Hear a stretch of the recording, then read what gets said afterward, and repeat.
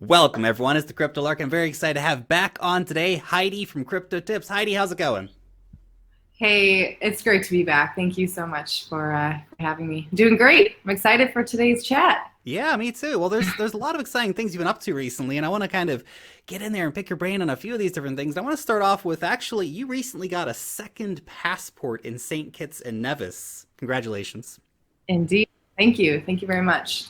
Now, can you tell us a little bit about that process? I mean, I know there's a lot of people out there that are kind of interested in, getting a second passport and all that fun kind of stuff. And I'm lucky I've been in New Zealand for a very, very long time now. So I've kind of got this, this is the new home, right? But I know for a lot of people out there who kind of, maybe are in a big country and want to go somewhere else that's a little more friendly for whatever reason you might have. So what was your big motivation for getting a second passport, and what was the process like? Okay, so ever since, about 6 years ago or so was when I started to wake up and kind of see where things were going, how things were being run in the US particularly, because that's where I was a citizen. And I've always been interested in obtaining a second citizenship, or like looking into either getting one through my grandparents who are from maybe Australia or Ireland, different options like that, but they're like a little bit just out of reach. And I knew that my only other option was through citizenship by investment, which costs a pretty penny. And so it's something that had always been on my radar, but always kind of out of reach, something that I knew would be smart in the future to have a backup plan, something like that, something to fall back on. And the countries that allow you to invest money and obtain a citizenship are also conveniently, countries that have more friendly governments, less invasive, less world dominant type governments. And there's a lot of different reasons why I wanted to, have an exit plan, if you will. There's some things about the US that I don't necessarily agree with. And yeah, so I mean, getting a little anarchisty here, but really just, yeah, I mean, big government isn't anything that I think I would want to contribute to in the long term either. So anyway, St. Kitts is one that I ultimately chose because a couple different reasons. Again, the smaller government, it's a beautiful country, beautiful island. If I did want to choose to live there, if I did want to live there, I could. It's not a necessity, which is also great because I am a digital nomad. Yeah, and I love to travel a lot, and a lot of these places do require you. Like I know, is it Malta? No, there's one that requires you to be a resident for 5 years, and for me, that's like a big commitment. That's a lot of them, actually. There's quite a few countries that are relatively easy to get into and at least get permanent residency, if not a passport. And a lot of those have time requirements. You have to be in the country for X amount of years before you can actually get it. So the St. Kitts one, I've looked into it before as well, as I think, I could, go with another passport. Why not, But it's definitely one of the easier ones. Yeah, for sure. And I mean, and I get that too, like the residency requirement. It's like if you want to accept someone as a citizen for your country, you want them to be, actually interested in being a citizen of your country. So there's pros and cons to that. And also, I'm sure that there's some governments or some borders where they see you have a St. Kitts passport and they think, oh, you're just some tax evader or something crazy like that. But there's many different reasons to hold a second passport. And again, referring back to traveling, is that St. Kitts has visa-free access to Europe, to many of the countries that I do enjoy visiting. I'm able to go to visa-free, like Bali, where I am right now. And actually, yeah, my first time traveling with the St. Kitts passport, I was so paranoid because I'm so used to traveling with the U.S. passport, and it's like, oh, U.S. gets everywhere. Everyone likes the U.S. passport. And I chose to go with St. Kitts one time, and I was a little bit paranoid, but no, it was totally fine. They treated it just like U.S. passport, no extra questions. I flew into London, and that's when I was like extremely I guess, yeah, paranoid, especially because in the London UK. can be pretty. Yeah. So, but no, like the guy was the nicest guy ever. So maybe I got lucky there. But yeah, so far, no issues with St. Kitts passport for traveling and things like that.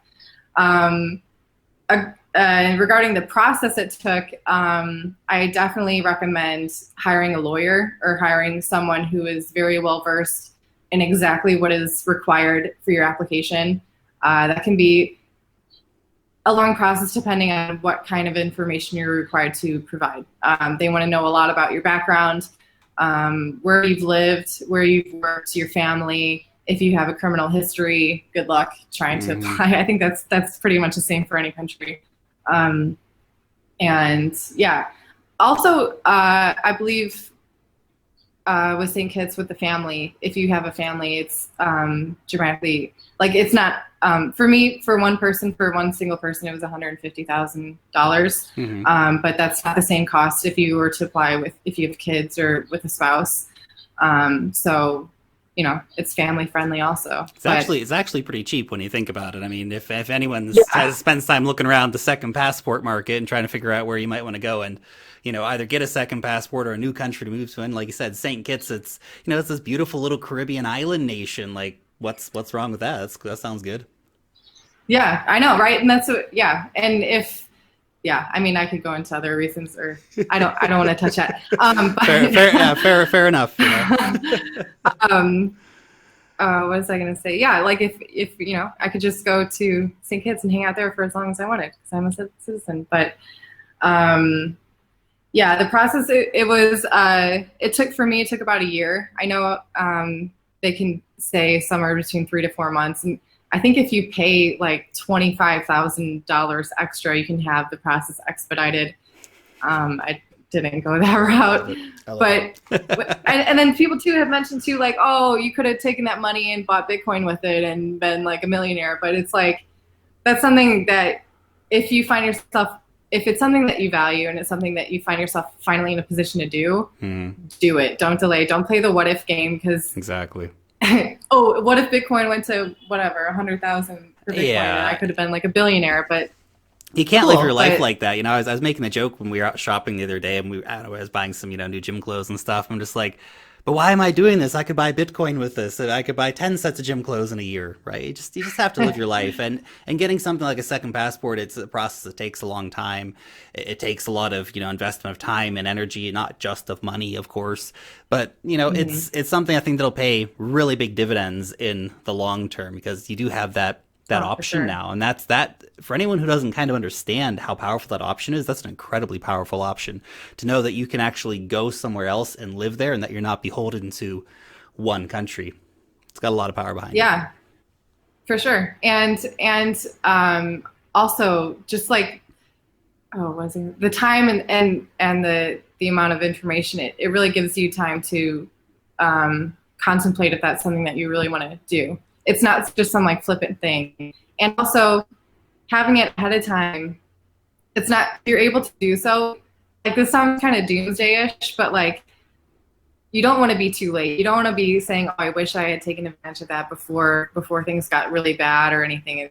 If you can prepare for your future like that, then I would highly recommend it. That's it. Sure. Be prepared. Be prepared. Now, well, I didn't invite John today to just talk about passports, even though it's super exciting. I did want to mention that because it's a topic I've been interested in for a long time, and I'm, you know, fortunate enough to be able to live in New Zealand, but I've, you know, looked at other options and stuff as well. And anyway, but I wanted to talk about cryptocurrencies, of course, and you've also got some other very exciting news recently, is that you're doing the Dash news videos now. So it's kind of like a every 2 weeks sort of fortnightly thing that you're doing, working with Dash on that, and that's very exciting. So how did that kind of come about, and why did you choose to work with Dash so closely out of all the different cryptocurrencies?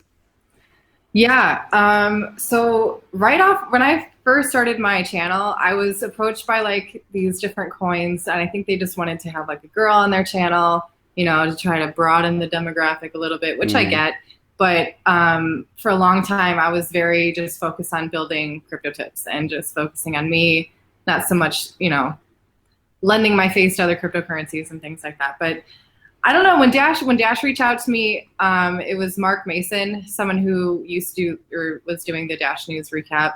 And I've been familiar with Dash. I actually haven't done a lot of Dash coverage on crypto tips just because like their community and like they have the Dash News website, like they're on it. I felt like they didn't really need my help. That's, if I do cover coin, it's pretty much because I think like they could use a little boost of exposure. Yeah. What little exposure I can provide. But with Dash, yeah, I don't know. I just felt like it was something that I could do. It was 2 weeks, and you know, kind of spoke about, oh, you could be like the face of Dash and things like that. But I didn't. That's not something I was interested in. I'm definitely crypto. Someone used the phrase crypto agnostic, which I really like on my channel, and I like to keep that because to be unbiased and you know, I'm not trying to shill a coin, one coin for all people or anything like that. But Dash is doing things, and it's their community is great, and it's not a coin or whatever project that I'm embarrassed or ashamed of, you know, helping. And I'm not changing my channel at all to be like Dash centric or anything else. It's literally just I'm just doing their news recap for the Dash YouTube channel. But yeah, I mean, I feel like it's kind of like an undercover way where they're trying to like get me to report on all the good things happening on Dash, and then like I'm gonna become like some super Dash fan or something, which I mean, I'm reading the news, I'm like, wow, that's awesome, yeah, that's really cool, good for Dash. But I mean, yeah, I mean, it's a solid project, and I think I'm happy to be helping it. So yeah, I mean, Dash is a great cryptocurrency. It's one that I've watched for a long time, and it's one of those ones, you know, you go back in history, like, man, why didn't I get a Dash masternode back in the day? Oh, well, you know, just, yeah, right. Yeah, right. Well, some of those things everyone says, right? But it's definitely been doing a lot of work recently, and when, of course, Dash Evolution, which is in the works. I mean, that you probably know a bit better than I would anyway. I don't watch Dash as closely, but Dash Evolution is, you know, in the works. It is coming relatively soon, I think, isn't it? Yeah, and they've been doing a lot of interesting things too, with the way that their transactions are working, with privacy and their speed, like kind of piggybacking the transactions on each other, so you're not waiting for on-chain confirmations. They're doing really interesting things with Dash, and it's like that's something too that their CEO has been saying a lot. Is like a lot of these other, you know, projects are all talk, but like they're actually doing it, and they're in Venezuela. They're actually like on the ground helping people committed. It's been like several years now with Dash in Venezuela, so it's not like some flippant marketing thing, you know. So I think it's cool. Yeah, they're really there. They're on the ground. They're actually trying to make crypto a reality and to show people that crypto can actually help people on the ground do things, you know, transact outside of the government control of crazy fiat economics, which is this whole giant disaster of a monumental scale. And yeah, I mean, and they're having like all these like big companies too are accepting Dash, like Papa John's and like all these food things. And so, I mean, it's pretty cool. Yeah. Yeah, it's definitely building a very cool way. Now, the thought about fiat brings me on to kind of our next topic, which is, I guess, in kind of a way, Tether, but really want to talk about Bitfinex more so than Tether. We can definitely bring Tether to this conversation, and that's Bitfinex is doing its usual kind of Bitfinex thing where they've, you know, been caught doing some shady kind of stuff that's, you know, just not really what we want to see happening in the crypto industry. We're trying to bring in more transparency and more accountability and all these things, and they're kind of acting like a regular bank by, you know, taking funds from Tether and all the kind of stuff that they're doing. And I got to thinking about this topic, and, you know, Bitfinex, it was so big, right? For such a long time, it was such a big and powerful exchange. I look today, it's like number 48, something like this. And it's not Mt. Gox. Even if the worst stuff about Bitfinex were to come true, it's not Mt. Gox. I mean, it's not the same kind of situation. That was very different when that happened back in the day. And so I really want to get, what are your thoughts on this kind of current Bitfinex situation? I mean, is it even worth the attention that it's getting right now? That's interesting. I mean, I think it's good that it's getting this attention because it's a testament to the fact that just because it's been around for so long, and it's gotten away with the things that it has in the past, doesn't mean that it will continue. And I think that, you know, crypto being the free market that it is, we're seeing what happens to exchanges long term. It's bumping down the ranks. And so, yeah, I mean, a lot of people, like with Tether, they want Tether so bad to hang on because they use it as like their oasis. And it is so closely connected with Bitfinex that I think Bitfinex kind of, you know, wins in that situation a little bit. But Yeah, I mean, with regulations and everything kicking in, with the governments happening the way that they're trying to control, and I remember I watched your interview with Naomi Campbell, and she was saying how the Rockwell, New York Attorney but General. yeah, your name Campbell's the supermodel. Oh, I mean Naomi Brockwell. Sorry, Naomi. I know your name. Um, yeah, Naomi Campbell is up on crypto. Let me tell you. No, she. But her comment how they're making a public display of Bitfinex pretty much compared to Merrill Lynch and things like that. It's a perfect example of how crypto is getting the attention of big players, people who can make an impression on the public, and and it plays also with like the centralization. Like Bitfinex is centralized. You are trusting your funds with them, and they are trusting your funds with someone else, like a third party. Like you are like 3 times removed from your actual funds and what's happening, and you have no idea what's happening, and they are not sure what's happening either with whatever crypto capital or whatever the name is doing with the transactions, and they're just going to try and cover it up and just sweep it under the rug. But I mean, it's good that it got this attention because I mean, it's not good practice that they were. If it wasn't for the Attorney General, no one would know that this happened because they did not make this public. They're not a transparent company. And I know there's a few cheerleaders out there for Bitfinex saying, oh, no, it's all fun. They didn't have any proof. But dude, okay. Yeah. If you want to, it's just shady. It's all about. Yeah. And it's all about trust, right? And that's like completely antithesis of what crypto is about. It's supposed to be decentralized, trustless. That's what we should be pursuing.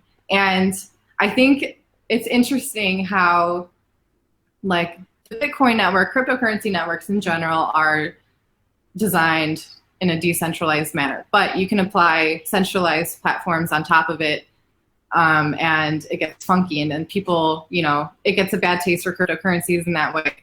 But always remember that you have a choice in pursuing a decentralized option compared to centralized options. I know like Backed and all these other, like the stock market and stuff, are trying to get into trading cryptocurrencies, and that's all great. But like, there's going to be 2 worlds happening. There's going to be the people who are participating in Bitcoin in a centralized manner because they were told that they have to have some regulator coming and controlling their funds, securing them for them. And then there's people like us, the people who have been in crypto for a number of years. Even if you've only known Bitcoin for a year, you've known Bitcoin for a year. What have you learned about it? And it's going to fall on, I strongly believe it falls on our shoulders to educate others on the other way to use cryptocurrencies and, how to secure your own funds. And the people who get that, I think, like you and me and Trace Mayer also are super passionate about telling people, the importance of this. And so, yeah, I think that unless something goes majorly wrong with these centralized, oh man, that's like a whole other thing. But like banks and stuff trying to get in on cryptocurrencies, it's like, yeah, JP Morgan, they're trying to figure out how to work with blockchain and make their own crypto coin. It's not cryptocurrency. It's a private blockchain. It's right up there with like national cryptocurrencies. Like I'm excited about the JP Morgan coin as I am about Iran launching a national coin, or China launching a national coin, or Russia launching a national coin, or whoever wants to do it. Any bank or any government, I don't trust any of them. I put them all in the same category, and none of them are superior to math, and that's Bitcoin. You don't need to trust it. It's trustless. Exactly. And these centralized entities, they're just figuring out how to utilize blockchain tech. They're just figuring out how they can wrap their hands around cryptocurrencies and include themselves to make themselves relevant in this space. Once they start really figuring out how to squeeze the fees out of people, how to squeeze people out of participating in cryptocurrencies, that's when the need for this knowledge of how to use the decentralized options, how to use it peer-to-peer, that's when it's going to become very important. And so I think we're doing good work here. Yeah. So you got to keep the education going. And I think one thing is people talk so much about Tether, right? And I understand that a lot of people in the markets use Tether, and I don't. never have. Hmm. And I'm not really a big fan of Yeah. stablecoins overall. When I look for a hedge, I hedge into Bitcoin. If I'm trading altcoins, I'm trading against Bitcoin. And if I'm worried about some kind of hedging situation, well, I'll get rid of that position and move back into Bitcoin. And I'm not worried if Bitcoin goes up and down in dollar value because it stays the same in Satoshi value. And that's for me Hmm. where it's at. And but what about you? Do you use stable coins? And if so, do you have any stablecoin preference? Like from time to time, I have like I don't know, like $50 worth of DAI sitting around somewhere for some reason. I don't really use it, and it's not like I don't hedge in and out of it or anything like that. But I do have a little bit of DAI just sitting around. But do you use stablecoins? No, actually, I haven't. I do the same thing. I invest modestly in a way that I'm comfortable, and it helps me just hold on. You know what I mean? Like, so I mean, I understand the desire for wanting to go into a stablecoin, but besides Tether, there are really cool other options that, or really cool other ways that different projects are trying to achieve a stable coin, like DAI you mentioned, and like using different algorithms or using like a basket of different cryptocurrencies, which is a lot more transparent than Tether, That's who right. is trying to say, "Oh, trust me, we have or we have the reserves," or, you know, and then Trust the of guy who course, trusts the I guy was who not trusts the surprised. guy who trusts the guy. Exactly. That's the web of Like trust Fort here Knox. for Tether. Yeah. Yeah. Hey, Yeah. I, So, I know you have to go soon, but I just have one more question for you for today. That we've seen so much big, exciting news, and like, yeah, the Tether FUD. I mean, the Bitfinex FUD. I mean, who cares, right? I mean, it's just like another. Again, it just keeps happening, and it keeps being shady and untransparent. So it's no real surprise to anyone who's been in the market for a while.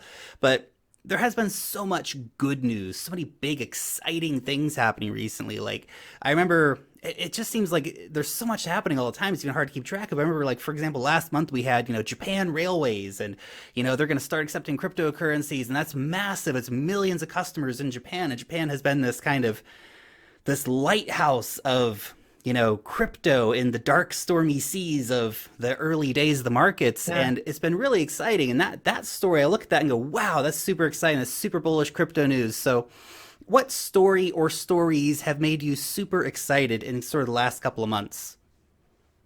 Ooh. Well, I mean, like right off the bat, it was more recent learning about how Jaguar and Land Rover, I believe, are going to start using, I mean, Zyota, but they're going to use cryptocurrencies or blockchain tech to monitor user data and then reward you in that crypto coin to buy things like gas, to charge your electric car, to pay for tolls on the highway. I think it's a really interesting way of learning how you can start streaming. I keep whenever I read stories like that, I think back to Andreas Antonopoulos, and he was talking about being able to stream money with like micropayments, Mm-hmm. and like how that whole concept can change how people earn an income. Like I know it's kind of like you're selling your data, but really you have to trust exactly who you're giving it to, what they're going to do with that data. But I think with Jaguar, the article I read from CoinDesk, they were referencing something like road data, if there's traffic, or like if there's construction, or something like that, like, or even reporting on the weather. That sort of thing can like reward you in coins. But like this whole aspect of the marketing and the advertising market has been earning billions of dollars off of people for so many years, and now you can actually use your data for yourself and earn an income that way. So I'm really like excited about how crypto can change that script. I've been on STEEMIT for a few years, since 2016, and that's kind of changed how like getting away from Facebook, Mm-hmm. and just taking the power back and getting rewarded. And I mean, it would be amazing if you can earn an income just from living your day-to-day life. You don't have to have a job. You could just get streaming income, like from so many different, income streams. And so And I some think people that's and super some people interesting. can. This is the thing is some people who, for example, got into Steam early, for example, and other cryptocurrencies. I mean, if you have a good pile of Steam on your account, you can upvote yourself. And Oh if you're yeah. living in like I don't know the Philippines, as just as an example, if you're making $20 a day, $10 a day doing that, you are living off of just hanging out on social media, talking to your friends, upvoting yourself based on the power of your own account and all these different things. And that all of a sudden becomes incredibly powerful because we're flipping all these economic models on their heads. And like with the Jaguar thing, you can opt in or opt out of that, I imagine. But for a lot of people, you can opt in and, hey, I made $1 while driving here. Who wouldn't want the free money unless you're worried about the privacy of your data? Then you can opt out. And of course, because it's all going to be on the blockchain, you can actually see, well, what's being done with this data? Who's selling that data? Is there a stream here? And we've seen, for example, the Brave browser, they've launched their basic attention token for ads recently in like the UK, US, and Canada. So I don't have it here in New Zealand yet, but I think it's really cool that you can opt in and actually get paid to click on ads. Yeah. Also, yeah. And BitTube also, same thing. You can like watch videos on BitTube and get paid 2 coins. You can post videos on BitTube and get paid 2 coins. Yeah. So, I mean, I think the point that you brought up to being able to opt in or opt out is key, because that is voluntariness, whatever the word is, that we're going to want to use, that, you know, we're going to want to perpetuate in this world, right? So, yeah. Exactly. I think it's pretty, and it's like you said, like, it seems like there's all this FUD, but in reality, there's so much still being built. Like, I don't know, this bear market has been lasting for like a year or whatever, but it's like things are still being built. You just have to like, it's whatever you're choosing to focus on. If you want to choose on all the negatives, like the hacking that's happening, like all those kind of scary things, or, you know, the centralization, the regulations that are happening, or like ways that you can use to benefit your own life. And again, it's being aware that there is a decentralized, better option out there.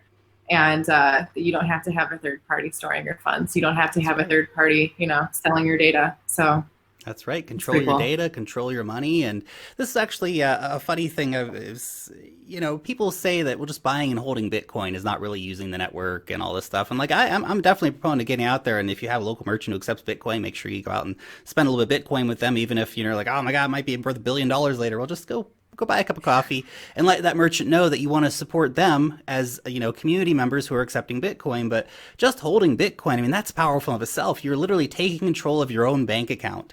And yes, your bank account goes up and down in dollar value, but so does your actual dollar based on purchasing power. You just don't see it every day because you're not watching that, right? But just holding that Bitcoin, you're taking charge of financial destiny, and that's super exciting. Yeah, and it's something that, unfortunately, I mean, fortunately, I guess that most people in the Western developed world are taking that for granted because they don't have that need. But there are millions of people who see that and want that. So it'll be, really exciting to see how this really starts catching fire, like, globally. So 44% of people still don't have access to the internet. Got a lot of Bitcoin holders still to come. Yeah. I mean, it's pretty amazing. So early indeed. And with that earliness comes responsibility to educate, I believe. And it's, I mean, like exactly like you said, just holding it, not only like holding it, you're not participating in the network. Don't just buy Bitcoin and then forget that you're holding it. Like, learn about what you're holding. Not only will it make it easier to hold on to it, and you're actually probably more likely wanting to spread that by, you know, encouraging people to take it as everyone, you know, whether they want to listen to you or not. Yeah, for sure. I mean, it's so funny. Like, I still have a Facebook account, and it's like my personal page or whatever, but definitely stop. I'll do like a little travel photo or something, but like mostly it's just Bitcoin stuff. And I feel like everyone in my hometown is like, what is this? What is that? It gets like barely any likes on my Facebook. It cracks me up. Like, they're just like not interested. The funny thing is, when Bitcoin goes to $50,000 at some point, you're going to get all these messages like, hey, you're still to that Bitcoin thing, right? Yeah, it's pretty funny. I mean, so, and then we're going to be like, oh, by the way, it's more than just a way to make money. It's actually really cool technology that you're going to be thankful that it exists. So, welcome to the financial revolution, guys. You bought it at the, you're not buying it at the best time, but that's okay. You can still come to the party. yeah, for sure. Just buy a little bit. Maybe just a little bit, see what happens. Play around with it, have some fun. Anyway, Heidi, thank you so much for coming on and chatting crypto. Tell us about how to get a second passport and your experience with that. That's super interesting. I know that for a lot of people out there, they'll really appreciate the information. And of course, your insights into the crypto industry are always welcome. So thank you so much. Yeah, for sure. Thanks again for having me. It's been great. I'm glad that the connection worked out, and this is a successful broadcast. That's it. We made it. It's good. Thank you so much. Yeah.